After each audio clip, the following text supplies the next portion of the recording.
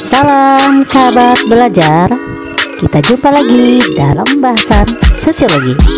Kali ini kita masuk ke materi dampak globalisasi, yakni dampak positif dan negatif, antara lain bidang sosial budaya, ekonomi, dan bidang politik.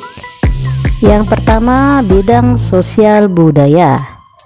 Globalisasi memberikan dampak positif seperti keterbukaan informasi secara universal.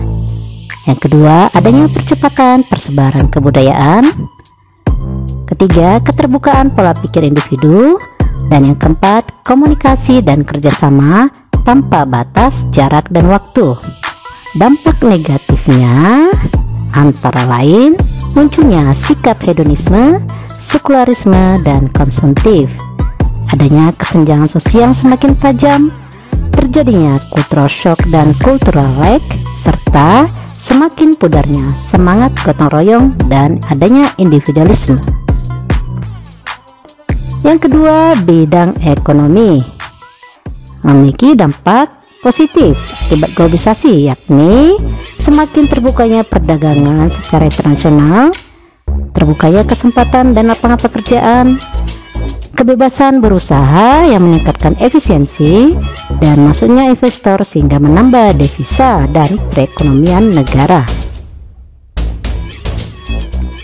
Dampak negatifnya antara lain semakin maraknya kriminalitas dan sikap konsumtif, dominasi perekonomian oleh kelompok yang memiliki ekonomi lebih kuat, dan yang ketiga, semakin tajamnya kesenjangan ekonomi akibat persaingan bebas.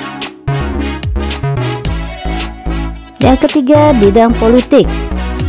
Dampak positifnya antara lain terciptanya pemerintahan yang demokratis, individu yang mampu berpartisipasi. Ketiga, semakin tumbuh dan berkembangnya organisasi dan lembaga swadaya. Keempat, setiap individu dapat menunjukkan kreativitas dan kualitasnya masing-masing.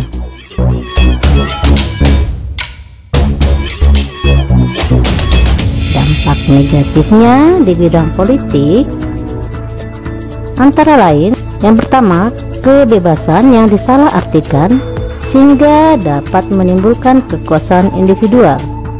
Kedua, munculnya berbagai partai atau lembaga yang tidak dilandasi ideologi negara, dan munculnya sikap anarkis dalam penuntutan kebebasan.